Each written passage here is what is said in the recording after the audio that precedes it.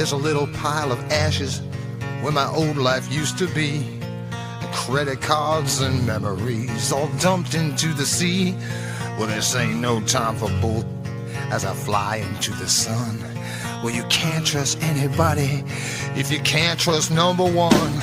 Well, the man tells me my future is not so far away. To get ready for tomorrow, I gotta waste my whole today. My inner light knows better, it's what I wanna hear. Just like a diamond bullet, but it's crystal, crystal clear, oh yeah! Woo!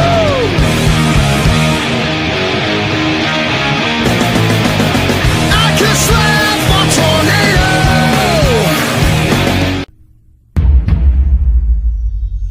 Wrestling has more than one royal family.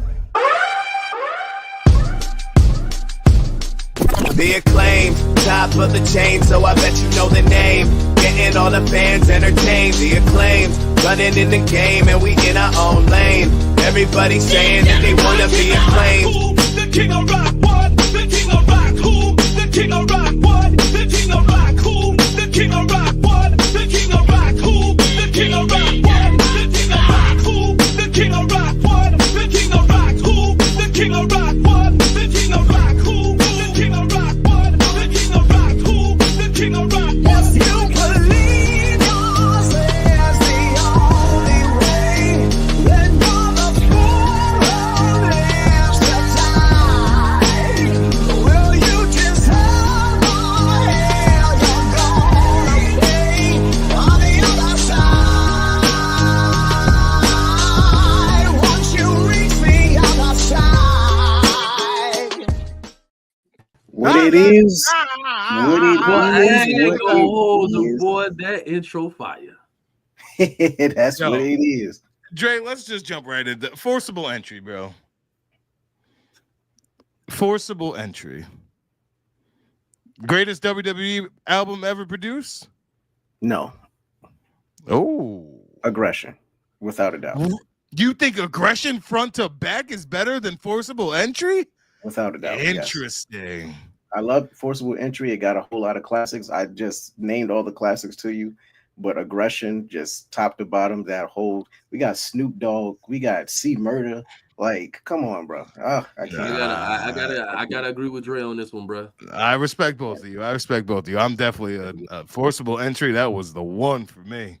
I'm not, and I fucking loved it. This is no shiest on Forcible Entry. I love it. Yeah, I'll put aggression number 2 for sure. 70% of songs, but just that I don't know. It's just I probably know the majority of the words of every single song on aggression. So it's like it's crazy.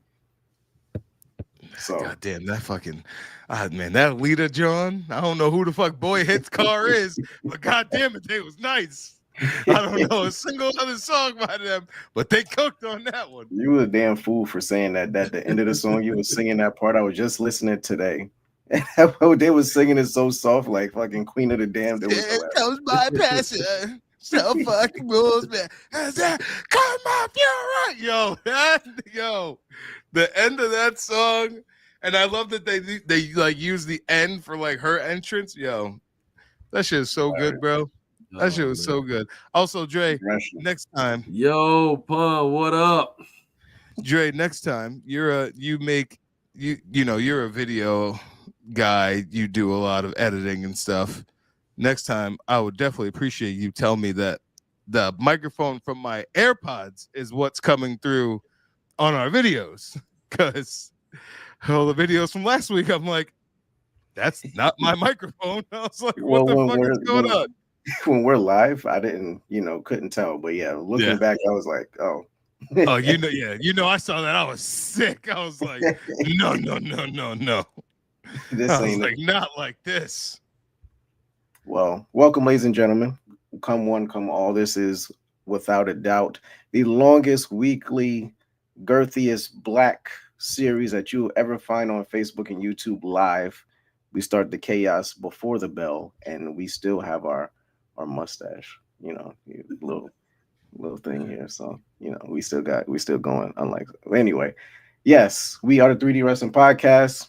the one and the only. I'm going to hand it off to not the mouth for the South because that dude is probably racist. I'm going to hand it off to the announcer of the North, Mr. D.L. Wright. Go ahead, kick it off, my friend. Ladies and gentlemen, we got a special guest in place of our residential DJ, King Apollo, who can't be here right now. We got the man himself. All right, the real, the black cream of the crop. We'll call it the Nivea lotion of the crop. You know what I'm saying? We're gonna call it that. We're gonna call him. That's the real black cream of the crop right there. The one and only. The one and only J Movie Mania. Ladies and gentlemen, please welcome Jay over here to the 3D Wrestling Podcast with myself, E.L. Wright, and the patriarch, the one and only Dre Macon. Jay, how the hell are you? Oh, hold up. Man. Hold up. Ladies and gentlemen, Nate the Kid is back in the building as well. Nate, we hope you were well, brother. Thank you for joining again. I tell you that with him. Hey, my boy Brendan. You see the shit that I don't know how many times to get because I don't chase those. All right, I don't chase those things. We just started. We just started. Hey, listen, I just got to give a shout out to my dog Pun, okay? Because he is not the originator of it. It is Booker T, but my boy Pun is the only person that was at NXT. When Booker T would come out and sit down, it'll go quiet for a second. Pun was the only person that say, Hogan, we coming for you. So as a group, and you know what I'm saying, I started singing it when the song started dropping, then it just caught on with the crew. So shout out to my dog Pun for being the originator of the Hogan, we coming for you at NXT. Yeah, shout out to Pun and all of his especially heinous activities. Gentlemen, you guys, the two of you are avid NXT attendees down there in the state of Florida. Of course, yes, of course. Last night, we had NXT up here in New York. I was working, so I could not attend. We had NXT at the Hulu Theater of Madison Square Garden. People say it ain't the Garden, but hey, if I was on the car, if I was ever performing there, I'd say, yeah, I played at the fucking Garden. I sold out the Garden. Yeah, it was fuck what anybody has to say. We had a lovely NXT roadblock last night. Whole card, front to back. I watched that shit at the gym last night. I was chilling. I was watching the whole damn thing. It was great. Jay, I know you said you didn't get a chance to check it out. So we're just gonna, throw a couple cliff notes at you.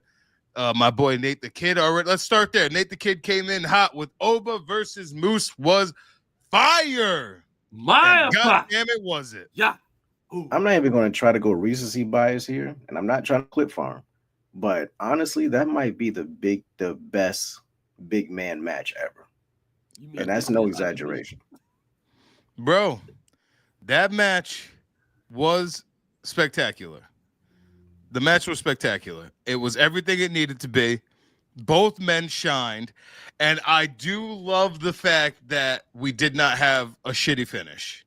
I love, because that's what I know. A lot of people were worried that, like, having these two dudes, the top guys of their companies, whatever, people were worried that we'd get, a shitty, non-finish. But I am very happy that we had a definitive winner.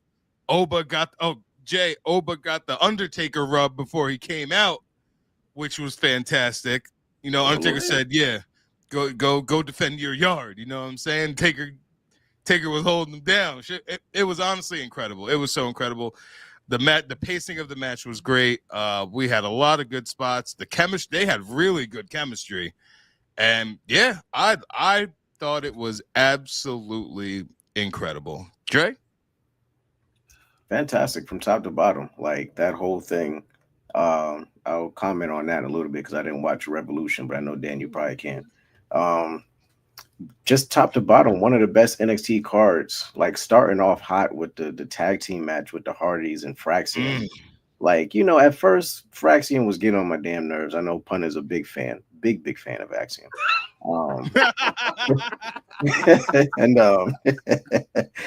And just that, at first I was just like, oh, they just two guys. They threw them together and blah, blah, blah. But now they legit turned into one of the best tag teams on the planet, which is crazy. On the planet.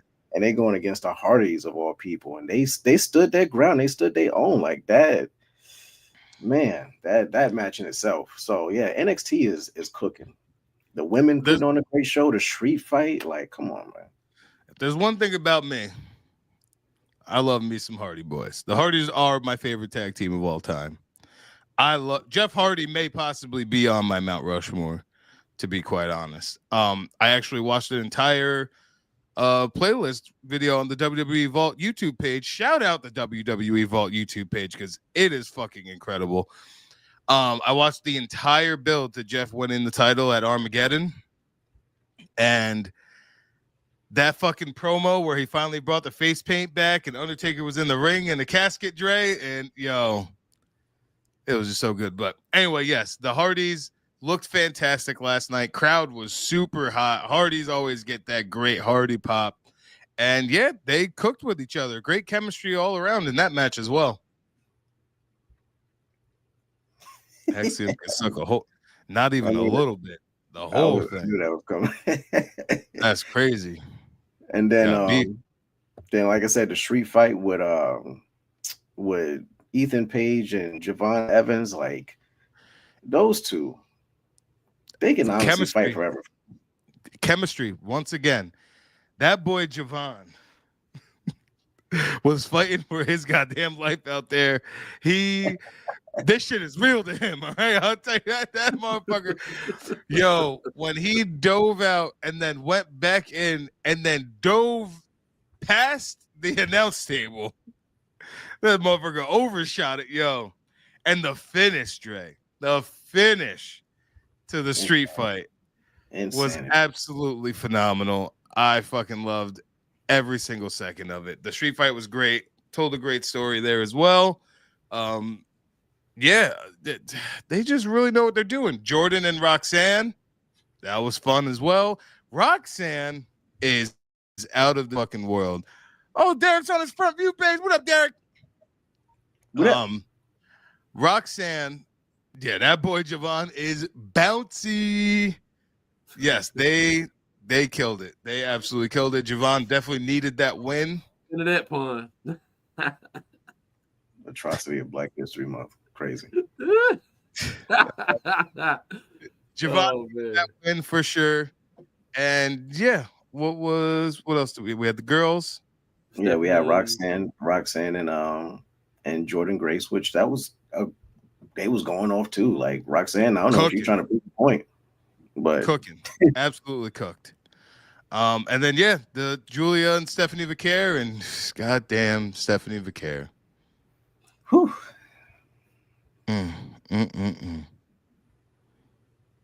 Let's take a moment for Stephanie Vicaire.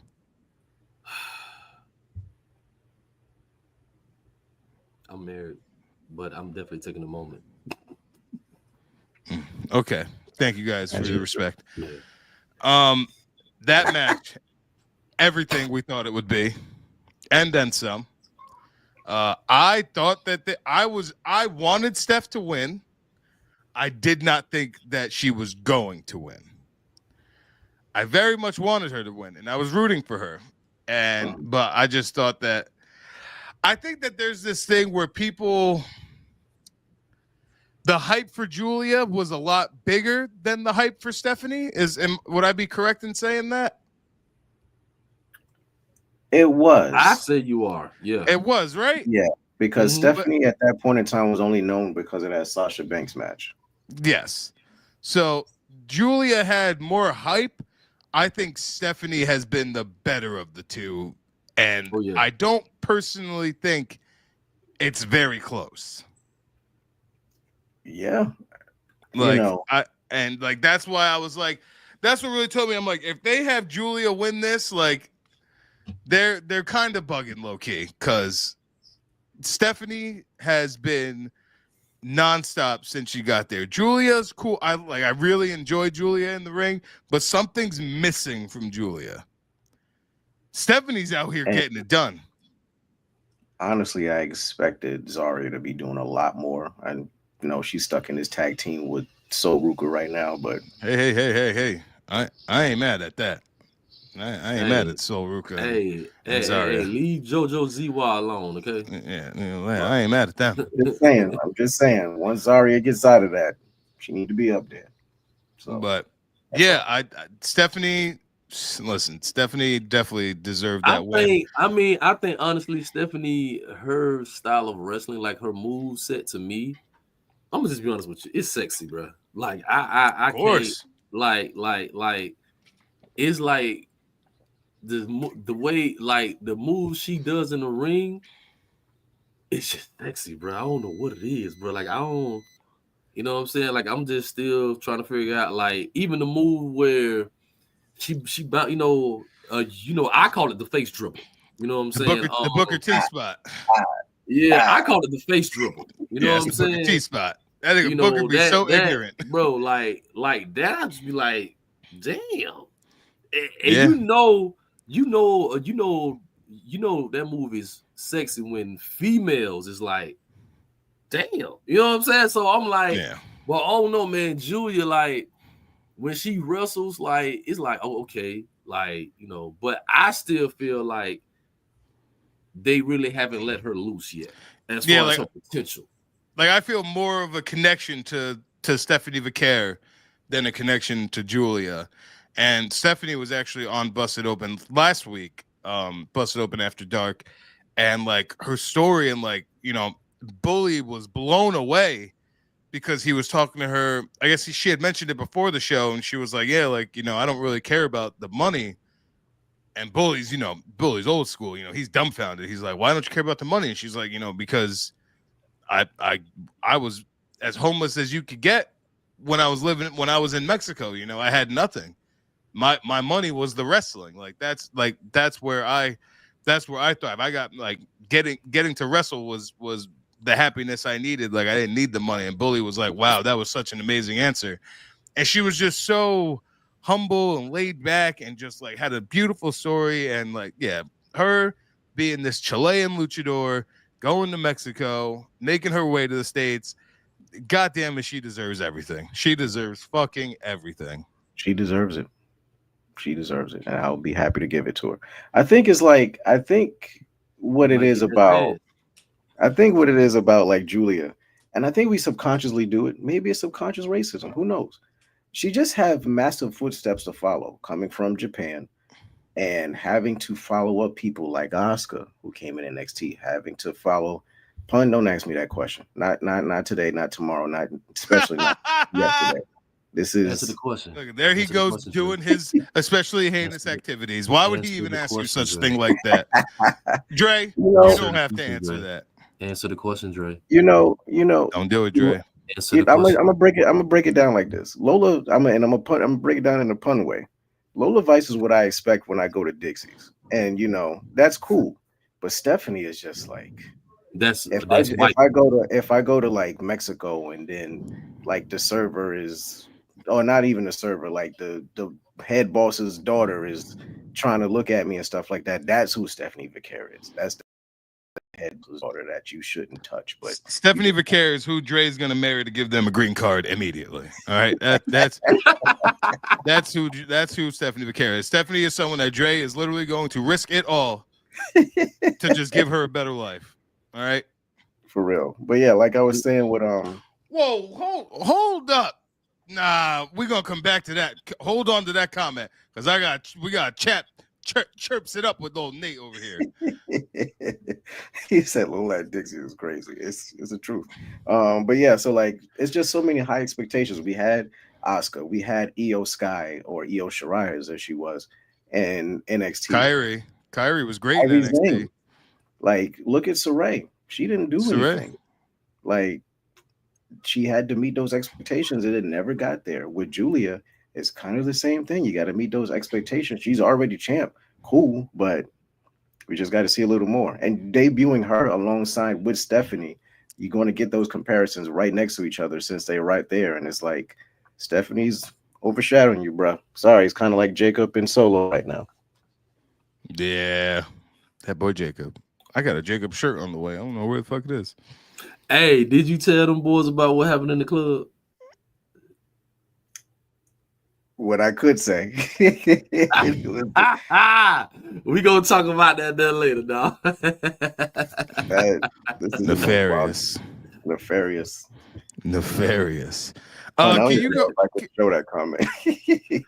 All right, we got through roadblock. Pull Nate the Kid's comment back up. About this one. Say, Yeah. Yep.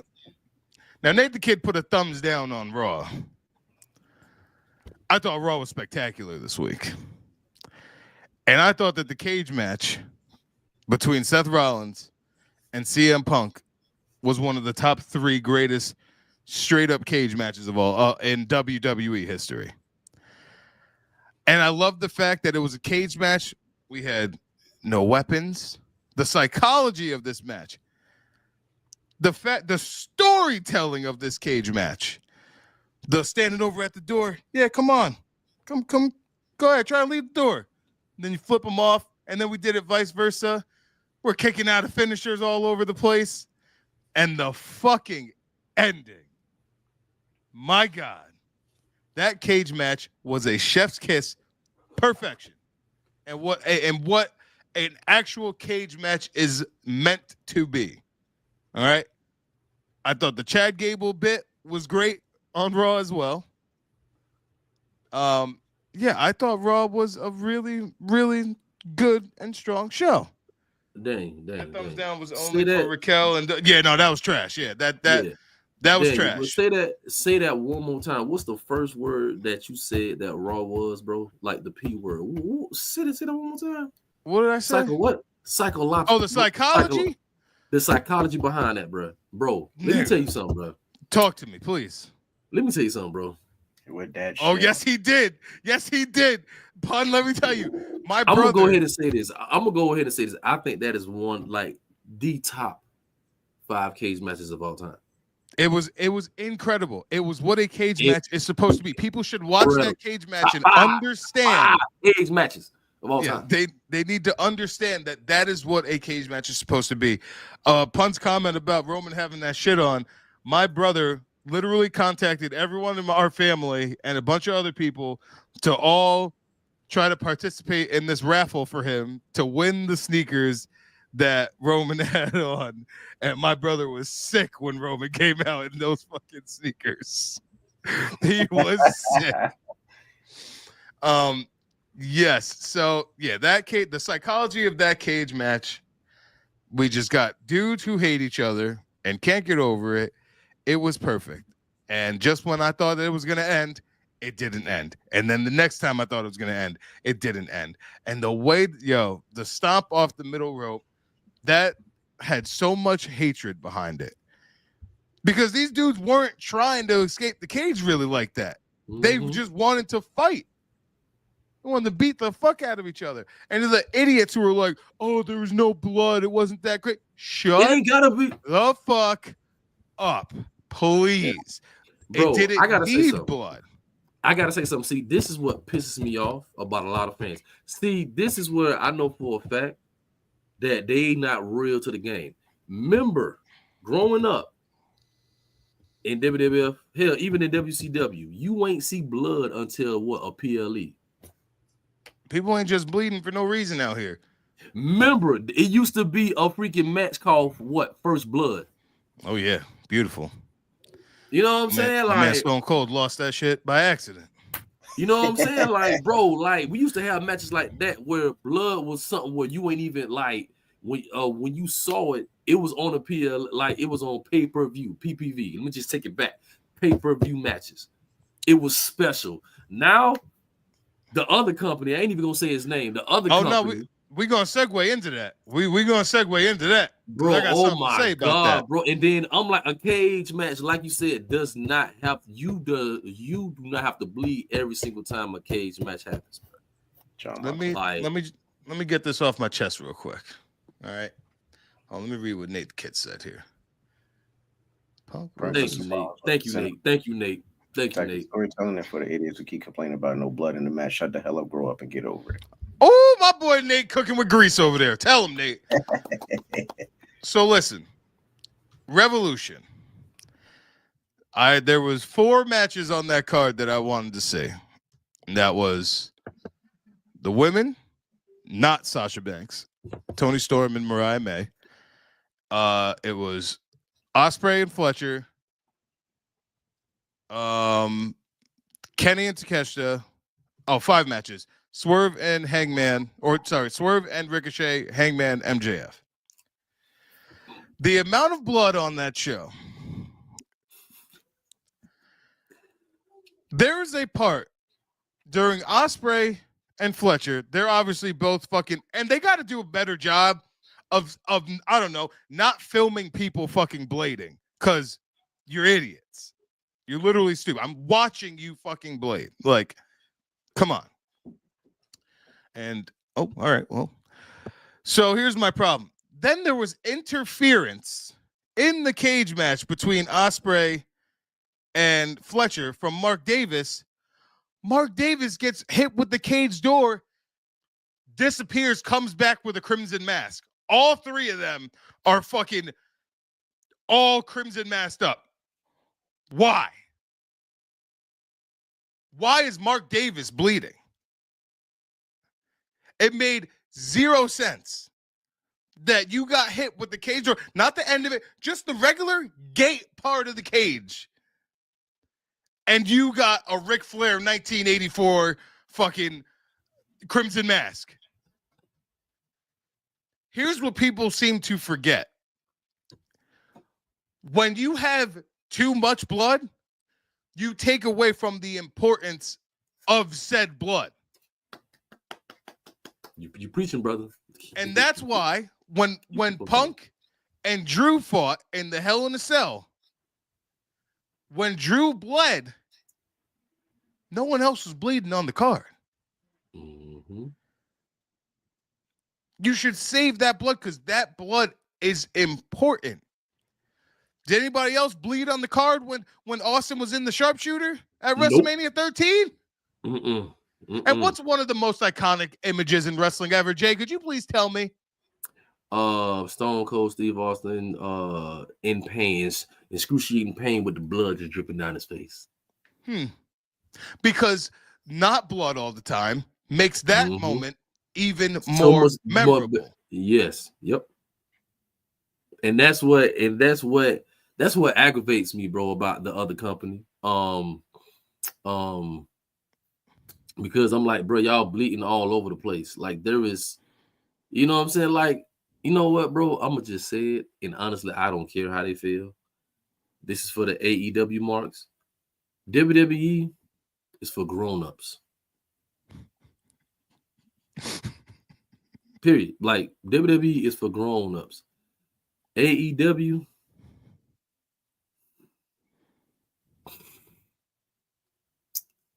is for trailer park trash. Goddamn. Bro, I literally hear people call in to fucking Bust It Open and are saying, I don't care about stories. I just want to see a good wrestling match. There's people who literally say that. And you know what the crazy part about it is that the people who we all, none of us started in America. None of us started watching wrestling from watching like Japan. Okay? Nah. So Thanks. people who want to grow up and say, oh, like, you know, those elitist people who are like, yeah, you know, I never watched the WWF and yeah, I only care about this. I know they like, lying, bro, but shut the fuck up. Like, stop. Like, you're trying to just sound cool and you sound like a fucking moron, because guess what? You're saying that you don't care about stories and stuff. That's literally our entire knowledge of growing up as wrestling fans. Stories. We didn't need 40-minute matches on Raw because all they had to do was keep building the story to go, I gotta see this fucking pay-per-view. Yep. Everything on TV was building to the pay-per-view. Yep. So it's like an AEW when you're just throwing these dream matches together and you're just giving it away for no reason. It's like, I watch it, I'll watch the match, I'll enjoy the match. I enjoyed Kenny and Takeshita. I enjoyed Ospreay and Fletcher. I enjoyed Swerve and Ricochet. That was probably the match of the night. Well, besides the women had a phenomenal fucking whatever the hell it was called. They killed it. The thing about it is that, like, I'm not going back. Like, I'm not going to be talking about those matches years from now or months from now. Maybe the only match that I would talk about going forward is the women's match, probably. And here's the thing with Ospreay. I genuinely love Will Ospreay. I love watching him wrestle. It's entertaining. He's got like 40 some odd 5-star Meltzer matches. The thing with Will Ospreay's 5-star Meltzer matches is that they don't have a wide range. It's one of those things where it's like, you've seen one, you've seen them all. Seen them all. I can call Ospreay spots like it's nobody's business before he does it. No, that's bad. That's bad. That's horrible, bro. That's horrible. I know everything that man is about to do. And yes, Nate, I agree. I love Will Ospreay. I do. I love watching his matches. But the replay value, and that's why I'm a Kenny guy over an Ospreay guy. I love Kenny Omega. I will always love Kenny Omega. Kenny's 4 matches with Kazuchika Okada are 4 of the greatest matches I've ever seen, and each 4 of them are so different. So different. And that's why I love Kenny, because Kenny has the storytelling range to be able to do those things.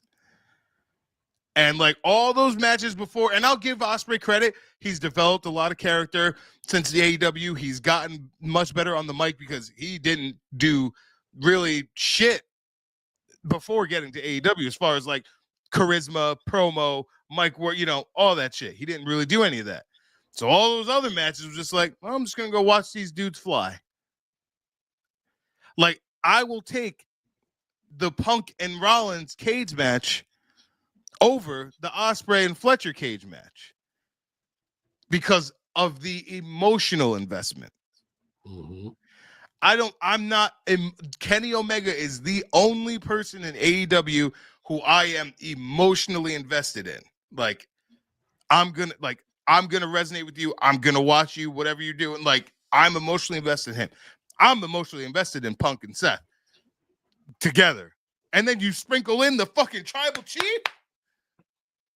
Come on, son. That's how you got to do it. That is how you do it. Like, so I seen some of the clips from Revolution, and I agree, bro. Like, the woman cooked.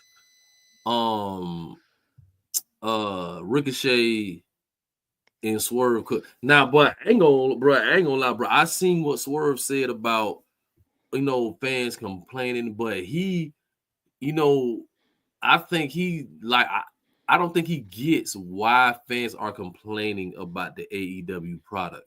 We ain't saying that you can't wrestle. That is not what fans are saying. Not at all. Swerve is what we're saying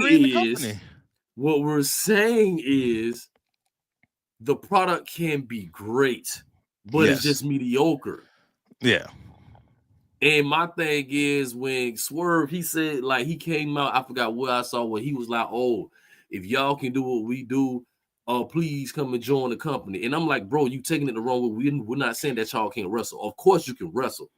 But the thing is, can you give us the complete package and not just half of the whole thing? It's like eating, bro, it's like going to Golden Corral and only getting what the fuck? This nigga Pun said on like, YouTube. He said Swerve be giving Tony that Gawk 3000. Oh my god, bro. You wildin'. Bro. My thing is, bro, it's like going to Golden Corral and only getting one bowl full of peach cobbler and leaving everything else. Like, that's what AEW does, bro. Like, they just only give you a portion. They don't give you the whole damn thing when they can, as far as emotions. You know what I'm saying? Like, the storytelling. The storytelling sucks, bro. Like, I got a 16-year-old that can tell a story better than them damn writers that they got. And that's horrible, bro. Like, that's trash, bro. Like, It's like WWE is wifey. AEW ain't even a side chick, bro. That's just a chick that just you wanna holler at, but then you just keep seeing the ugly. Like, Well, nah, man, I'm straight. it's so funny that you say that. It's so funny that you say that because this was before I ever met you. Any of this, when WWE was fucking trash, and, and I was on my New Japan, Ring of Honor, Rev Pro, all that shit. I always said to people, I said, I'm in an open relationship with WWE. That's what I would tell them. I'd say, me and WWE, we're going to be together forever. Like, we've been together all these years. I'm never going to break up with them. But we got to see other people from time to time. But Because it was listen, just though, so bad. But New Japan, though, ain't New Japan better than AEW? I don't. But once all of the Bullet Club, because I was like a Bullet Club. Yeah, aficionado. Bruh. I was, nigga, when I tell you they had me in a chokehold, sir,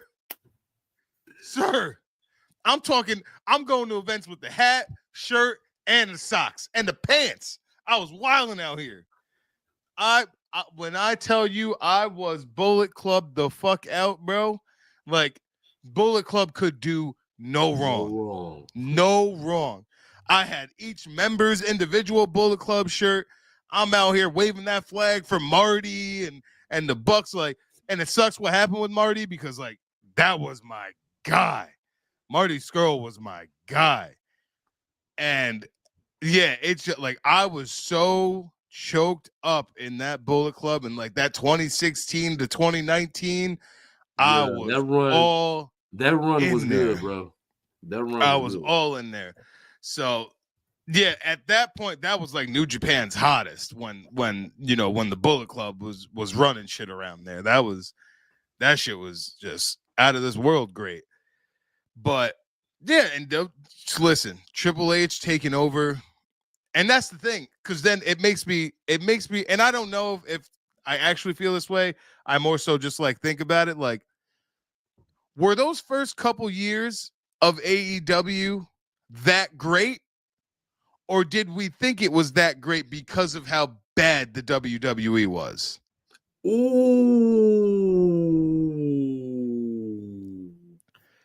Because think about this. AEW's downfall with losing Cody and then losing Punk all started around the time that Triple H took over. Because Triple H's first pay-per-view was SummerSlam 2022. And then, and that was the last day of July. And then 2 months later was the Brawl Out shit with Punk. And like, it was really downhill from over there. So is WWE being so good affecting and making people realize how bad the TV product is of AEW? You know what, bro? 100%. I really think you are on to something, bro. Like, you cooking right now, but god damn, you cooking. Let me check in on the YouTube comments here. Shout out my boy Derek. He said, I'm convinced the people that want to see the blood every match wouldn't toss a grape in a food fight. That's a fact. It'd be the motherfuckers that look like that want to help you with your TV out to the car at Walmart that want to see that shit. Let's see. Bullet Club. No, it's the Nate Club. Shout out my boy Nate. And yeah, Pun's just over here talking shit about Swerve. So. Oh yeah, listen, bro. I agree with my dog Pun when it comes to Swerve, bro. Like, y'all got a personal beef with him, bro. Dog, that man. You know what? I'm gonna let Pun tell you, bro. I'm gonna let this Pun sounds tell personal. You, yeah. I'm gonna let Pun tell you, Pun's bro. too busy outside doing the stuff that he does, so Pun's a little wrapped up. But yeah, I think that the attendance and the tickets and all of that shit of AEW was deeply affected by how fucking major the WWE has turned and planted their fucking flag to remind people, like, listen, we're number one. It's not close. It's far from fucking close.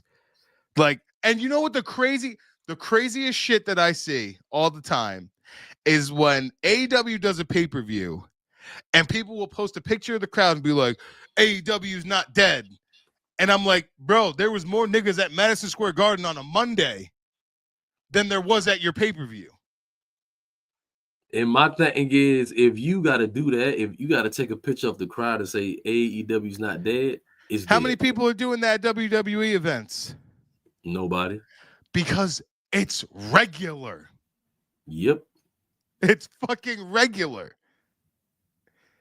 And like, I'm not trying to be like a tribalist or anything like that when it comes to this. It's like, I don't like the motherfuckers who just think there's no problem and are like overly like AEW is better than WWE.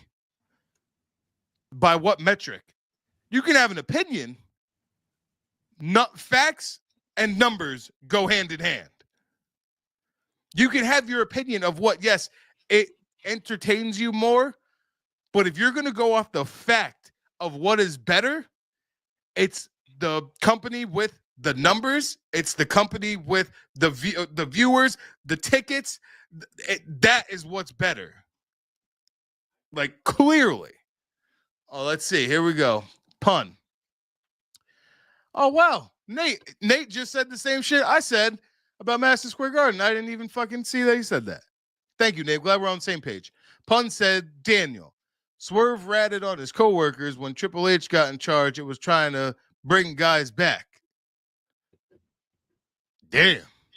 Yeah. So basically, yeah, bro. So it was a plan in AEW, like a couple guys that was trying to come back to WWE, and they was trying, just certain ones talking amongst themselves. Swerve was a part of that group. Swerve is the one that ran back to Tony and told the plan.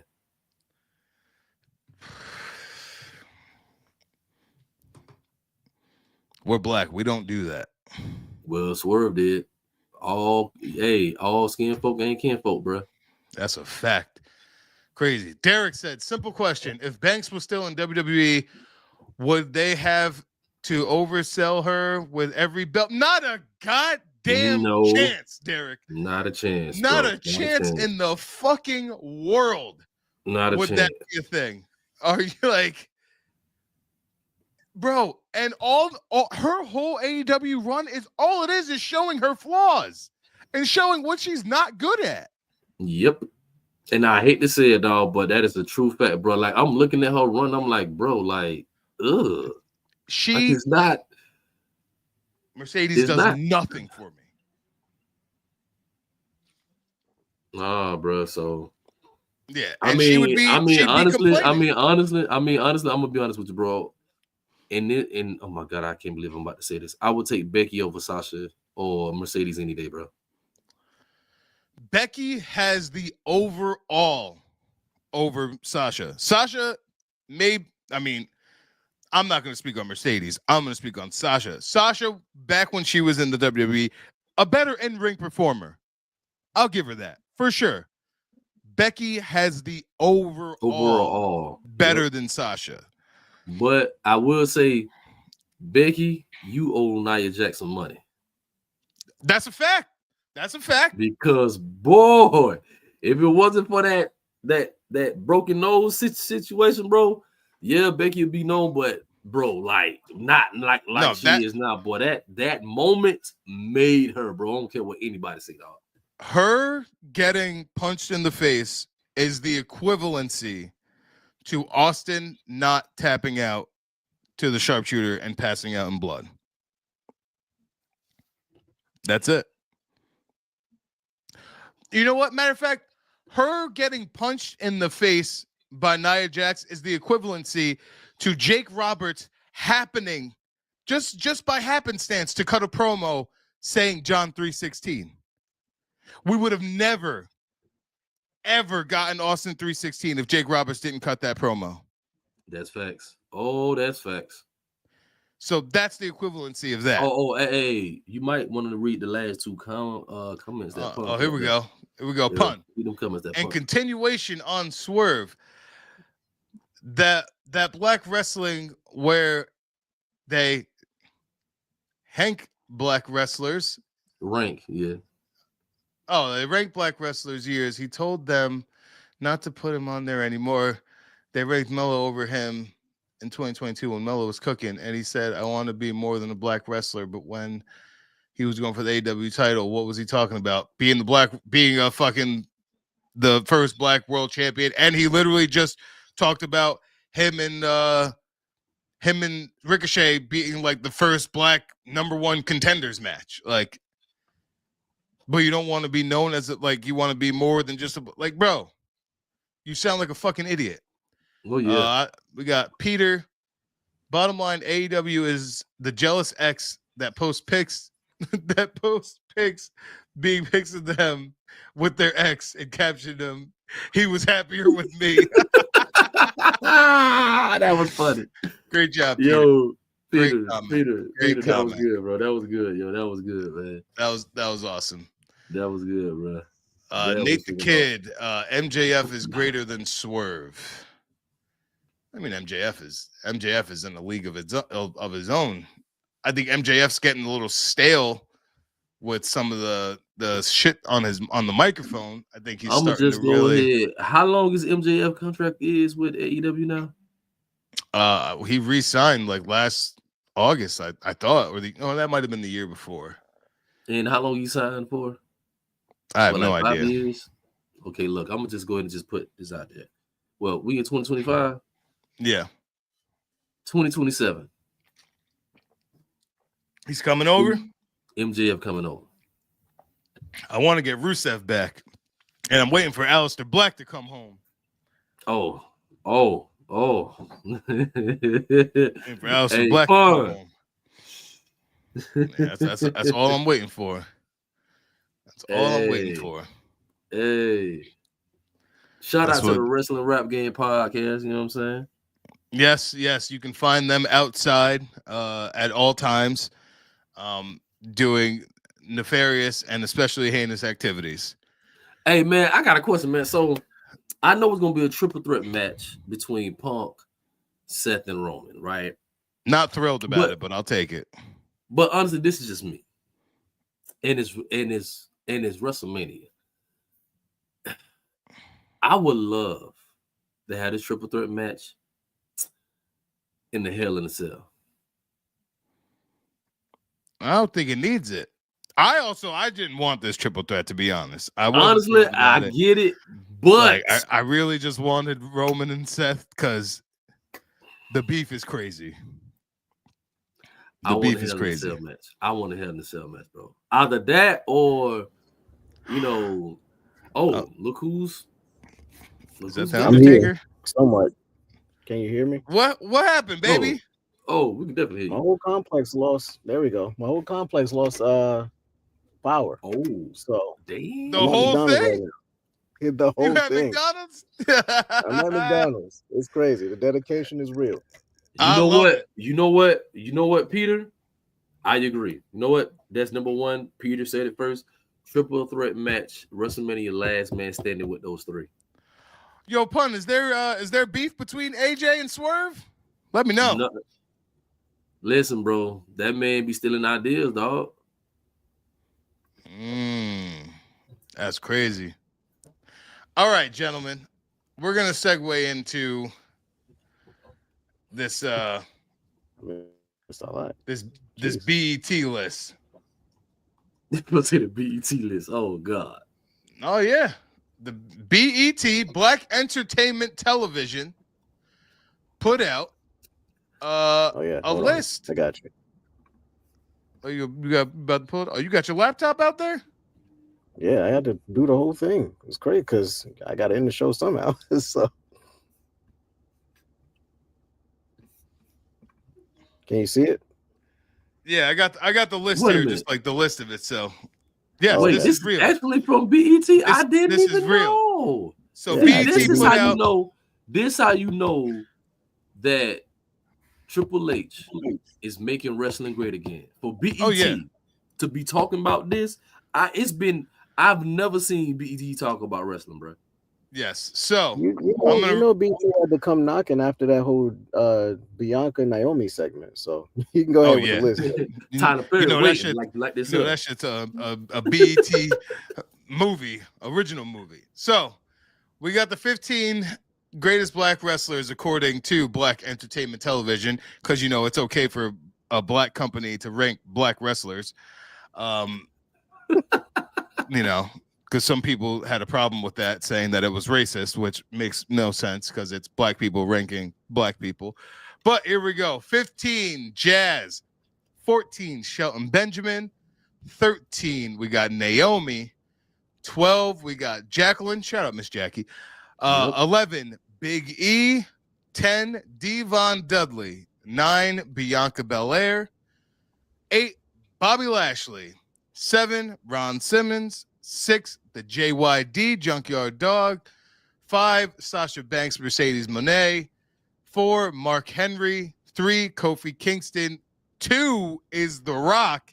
And number 1 is Booker T. Hulk Hogan, we coming for you. So BET dropped this list out of nowhere, and I gotta be honest. Some people I would rearrange, but I'm very, very happy that we need to put Sasha last on this list though. Yeah, I would never put Sasha Banks at fucking number 5. Top That's 10, no, ridiculous. Top 20, probably. Yeah, that number 5 is crazy, but Yeah. shout out Booker T getting number 1 though, because that's amazing. And I saw people already in the comments, oh, The Rock should have been number 1. The Rock should have been number 1. Okay, yeah, we get it. The Rock has been probably the most profitable black person in black wrestling history. He's Of done course. wonders for the thing. He's part of TKO.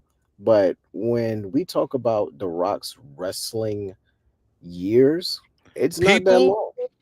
Dre, thank you. But because people seem that's to how great of a person he was, bro.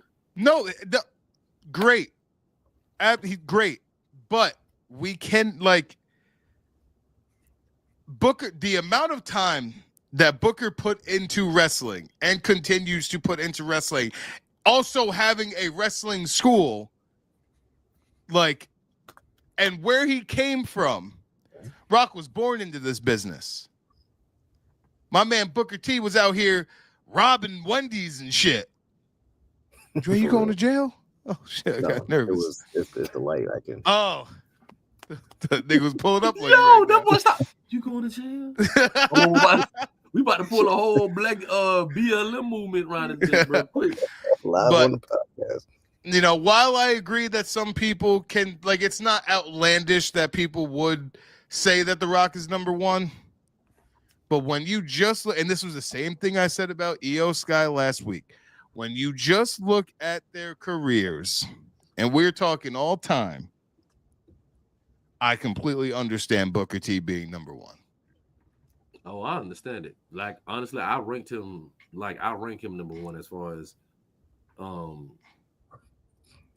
black wrestlers. Booker T is definitely number 1. I mean, because honestly, bro, that man has been putting in work. That boy said Cody Rhodes. I mean, there was Dusty Rhodes. No, that's a whole other top 10. Top 10 black white wrestlers. But no, man, Booker T has been putting in work, bro, from when he first started, bro, just getting into wrestling, bro. So to see where he at, bro, man, Booker T's number 1, bro. Hands down, man's legendary. Absolutely legendary for what he does for wrestling, and the way he was able to reinvent himself as King Booker later in his career was incredible. I mean, bro, even the feud he had with Stone Cold Steve Austin, bro. Can we talk about that, bro? That was legendary. And Booker T is also a part of the biggest WrestleMania mistake of all time. So he said, can you read the list one more time? R-Truth deserves more credit. Derek, I will gladly give you this list one more time, sir. We got Jazz at 15. Shout out Jazz. Shelton Benjamin at 14. Shout out him. Naomi at 13 is a little questionable for me. I ain't gonna hold you. Very questionable. It's a little questionable for me. She should be up there in the list. Jacqueline on here I could understand why a lot of people would probably be like, "What the fuck?" But Jacqueline was definitely a pioneer of her day. Jacqueline at 12, Big E at 11, Devon Dudley at 10, the EST Bianca Belair at 9, Bob Lashley at 8, Ron Simmons at 7, Junkyard Dog at 6, fucking Sasha Dumbass Banks at 5, Mark Henry at 4, Kofi Kingston at 3, The Rock at 2, and then the one and only Shucky Ducky Quack Quack Booker Shucky T Ducky. at number 1. Quack, quack. Shucky Ducky. Quack, quack. Oh, is that another chant that you guys do? Yeah. Oh, yeah. Yeah, we do that all the time. R-Truth not being on this list is definitely a travesty. Yeah. Because his range of his career from 2000 to now is incredible. And he still looked the same, bro. Like he was like 30 plus years ago, bro. We keep that melanin right. You know that. That's right. We're the Supermans right here. Yeah, we keep that melanin right. But yes, R-Truth not being on here is fucking blasphemy. But your MVP ain't even on that list. For me personally, MVP would not be on a top 15. He's Ron Simmons definitely got to be up there. First black world champion. Come on now. MVP, one of the top 15 managers as well too. First of all, you know what, bro? I'm gonna cause some controversy. Okay, where's Ahmed Johnson on this? Get the fuck out of here, nigga! If you don't, I'll walk off this bitch right now. Don't do that. You better stop. Where is Ahmed Johnson on this better list? Stop. Don't do that. You better fucking stop, bro. I'll put Orlando Jordan on here before Ahmed Johnson. I'll put the open top 15 before Ahmed Johnson. You know what, bro? One person that should be on this list, I don't even know if you said his name. What the hell is D'Lo Brown? There you go. Pun literally just said it. And he also said Tony Atlas as well, too. Yeah, Tony Atlas, yes. There's one thing Tony Atlas going to tell you. He was there. He saw the whole thing. Well, his Peckerwood getting touched. I'm not mad at it. Personally, I think Bianca Belair will go down as the greatest black female of all time. Personally, I want to believe that, and I'm gonna go with that. Say Road Dogg. No, that's another list. We can make a nigga. I got sticky nose right here. We can make a list of our top 10 black-white wrestlers of all time. That's going to be Cody Rhodes number 1, Road Dogg, and then Gabe Kidd. Yo, that's your Gabe Kidd. I watched Gabe Kidd on Hey EW with Renee Paquette, and yeah, that boy be just chilling in the slums of England somewhere. That boy is a fucking maniac. And yeah, I can't. It's so wild. Jeff Hardy is going to be on that list. If Deron was here, he would protest that Jay Lethal should be on this list. I respect it. But how many people at BET know who Jay Lethal is, bro? Probably none of them. That's also what you got to understand. With these ranks are by well-known people. Like, it's going to be hard for them to include people that they don't know nothing about. People who ain't in the mainstream like that. You know what I'm saying? Like, it's... Listen, I love Xavier Woods. Woods ain't in the top 15. Yeah, like... And it's just look at the New Day itself. There's Kofi, there's E, and then there's Woods. That's enough. Look at the accomplishments. My man Woods still ain't won a singles title. Like, to this day. Hey, fellas, listen, I got a roll. You leaving us? Daddy mode has to kick in. Oh, you about to go whoop somebody's ass. There you go. I'm out. Jay, thank you for coming. Ladies and gentlemen, follow Jay at J Movie Mania. You can see him on a big screen near you. You can see him on a red carpet near you. You can catch him. Look in the credits. You'll see his name on there on whatever movie you're watching. He's somewhere near you, and he's in the #1 box office movie that's out right now at all times. Thank you for coming, Thank Jay. y'all, bro. Love. Peace out, Jay. Me and Jay had a beautiful conversation. And I want to get your fuck the coach. I want to get your opinion on, because I said this to Jay, and Jay was like, she changed his whole world. And he was basically like, you might be onto something there. Mm-hmm. Those first couple years of AEW, were they actually as great as we thought they were? Or were they that great because of how bad the WWE was? I will go out on a limb because I think I've slightly brushed upon this before. AEW was great. Yes, WWE was horrible at that point in time. Horrible. But, AEW was doing some positive shit. Like, I never forget the whole, like, their pay-per-views. Like, their pay-per-views are still good, but, like, at that point in time, their pay-per-view quality was on weekly TV. And,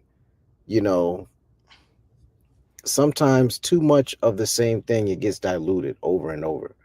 But a big catalyst of that was that storylines, especially during the pandemic, like AEW was holding his own during the pandemic with the Cody Rhodes TNT Championship, open challenges, getting people in like Ricky Starks, Eddie Kingston, what's that guy named Warhorse or something like that.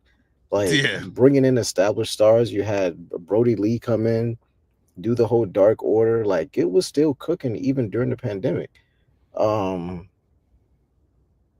I think honestly, Cody Rhodes leaving was the biggest thing that made AEW start to crumble down. Yeah. And yeah, Cody and Brawl Out definitely played a huge factor in that. I think people were just craving something so different that AEW felt amazing because it was complete 180 of WWE. Yeah, like, and I'm not saying that that's definitively what it is, Dre. It's just the happenstance of it all is so coincidental because 2022, Cody leaves, Brawl Out happens, Triple H takes over, shit gets better, and then shit just went downhill for them. ASAP. It went down hella fast. Like still to this day, that pay-per-view where they had Bryan Danielson and Adam Cole debut, probably one of the best pay-per-views of all time, probably one of the greatest pay-per-views of all time, period, in any wrestling company, and just any moment. But then literally after that, started dwindling down, and people started popping up that we thought would be more. Malachi Black, Miro, Keith Lee. We can add Christian Cage to this list now, because what the fuck happened at Revolution? Nigga, that shit, that they had one job, Dre. They had one job, and I was on board. You know how I am about Christian. I was so on board with this. They had one job. Edge win, Christian cash in after. Yep. That's all. That was on everyone's bingo card. Yep. And you couldn't even do that. This Death Rider, not to mention, you have him come out, turn it into a triple threat, and then have him choke Christian out. In less than 5 minutes. And you know what I'm hearing? It's got a lot to do with the old ego of Mr. Cope over there. That's what a lot of the people are saying, is that Cope's a real, like, I'm not losing, like, his ego's really in the way of things. And this is the start. That pay-per-view was the worst day in Malachi and Miro's career. Yeah, like the whole reason AEW started Tank was that Hunter made it enjoyable to watch wrestling WWE again. That was a difference maker, which it was. Like when Triple H fully took over, like you remember we had that Triple H period where he took over and then Vince took it back, and then we was like, oh fuck, here we go. Yeah. And then Triple H took it back. So like, I don't know. AEW just drops the ball when they don't have to. They got the talent. They got the roster. Well, they had the roster, but what's his face? Ricky Starks. Come on. Ricky Starks could have been your pillar. what are you doing? You sit him on the shelf because he went to the Rumble. You sit him on the shelf because he's friends with CM Punk. You sit him on the shelf because people have creative control and want to stick their nose in other business that they shouldn't be doing. Like, it doesn't make sense. Who is the main person in charge? Is it Tony Khan? Is it the EVPs? When Cody Rhodes was there, how was it? How was it meant like handled? It just seems like there's a lot of misleading in it, and it doesn't make any sense. Tony has the ultimate last word. Yeah, I don't know. I think Tony. Absolutely. I don't know. Tony owns This who only Moxley listens to storyline is hot dog shit. This Death Rider shit is absolute dog shit. The whole rest of your Revolution card was cool, and then you fumbled the fuck out of that main event. And Bully Ray always says they only remember the finish. So that whole pay-per-view, no matter what you did beforehand, a lot of people first thing they're gonna remember is Moxley and Cope. It was so bad, bro. That shit was so awful. The downfall of WCW was what? Too many people have creative control, want to do this, want to do that. Then we had finger poke of doom finishes. We had all that bullshit. And slowly but surely, we're getting back to that age again. So that's why I said I said it as a joke, but Tony should have just let Shane McMahon in. Shane McMahon ain't that great of a person either, but it's better than what the fuck is going on. Yeah, shit is yeah, absolutely. Moxley and Jericho both. Moxley's just, and this hype about Moxley needs to fucking stop. Like, the fact that niggas out here saying that Moxley was the best in the Shield is fucking crazy. I did a TikTok a while back where someone's like, he's the best in the Shield. I said, best at what? At what? Let's be real. Is John Moxley main event in WrestleMania?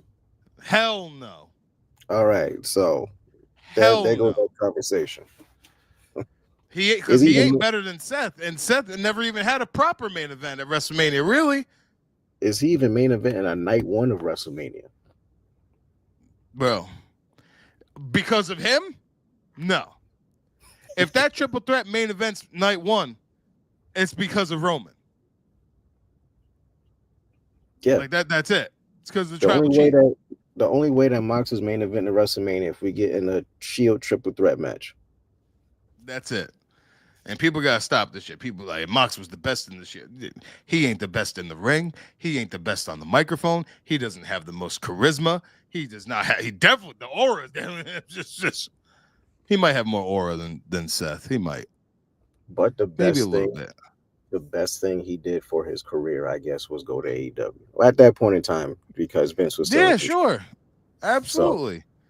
So, his gas mask shit was fucking weird. That whole thing was strange. But yeah, if he came back, if he ever decides to come back, looking the way that he does now, he changed his physique and he changed his look and he's doing different shit, then maybe we can do something with him. I feel like we definitely can. Yeah, we'll cross that bridge if we ever get there. Like, that shit's crazy. So, but well, Dre, I hope you figure out this power situation you got going on down there. Seems like I'm about to go to McDonald's because who the fuck knows what's going to happen. So, goddamn. Well, this was a lovely episode. I had a great time. I'm gonna go to the gym, and yeah, ladies and gentlemen, thank you once again for tuning into another edition of the 3D Wrestling Podcast. Oh wait, hold on. Before we go, I got to talk to you about that EO, Bianca, and Rhea segment on Monday. Oh, that shit was spectacular. These bitches sitting here going back and forth, mushing EO in the face. Disrespect. And EO said, nah. Y'all bitches ain't about to do that to me. I'm the champ. I ain't about to be no fucking afterthought. Smack both of them bitches up and just fucking storming off and going crazy and yelling in Japanese. It was beautiful. Absolutely perfect. Shout out to Chad Gable, because even the Chad Gable, I'm so invested in this Chad Gable shit. I don't know where it's going. Is that person that got taken? Is he coming back? What's going on with that? Who was that? You know, but is that Chad Gable's brother? Like Eric Engel? What's happening Listen, here? Yeah, that shit was awesome. And I'm so invested in whatever the fuck Chad Gable's got going on. The fact that this nigga said, gracias, bro, I lost my fucking mind. I was like, yes, he's fucking great. So, yeah, shout out to Chad Gable. And look, you don't have to be at the top of the card to have a great story to get some investment in. You know, we could just tell the fucking story. That's a fact. I will say, we got to wrap this Judgment Day shit the fuck up. Like, I don't know. I mean, they're trying. Maybe they'll add another member. I don't know who that member would be. I really don't know where this is going. So, Aleister Black would be the perfect leader of the Judgment Day, without a doubt. But is that group too hokey dokey for Aleister? I don't Am I know. frozen? I didn't mean to do. That was an accident. All right, let's wrap this shit up before we fucking. Thank you, ladies and gentlemen, for tuning in to another edition of. Oh wait, hold on. I gotta see what Nate the Kid said here. This makes me laugh because I only have one parent that is there for me because my dad was never there for me. He was just there. What the fuck? I grew up without a dad too, so you know. It fits right in with this podcast. Yeah, it fits right in with us. Ladies and gentlemen, Nate, Pete, Pun, thank you all for tuning in to another edition of the Wrestling. Oh, Derek, of course, Derek. Derek's gonna be in New York next week. I don't know if I'm gonna see him. I certainly hope so. Thank you for tuning into another edition of the 3D Wrestling Podcast. I am Daniel. You can follow me at Daniel_Lamar on Instagram and Lamar Loves Wrestling on TikTok. Dre's here. You can follow our patriarch, the one and only Dre Macon at Dre Macon. Follow Macon Productions. As you can see, he is channeling his inner Dre Wyatt right now. And yeah, you never even thought about that, did you, huh? You didn't even know that role was nice like that, Dre Wyatt. I like that. Tune in next week. We will be back. Same 3D time, same 3D channel. Y'all have a blessed evening. Like We're here.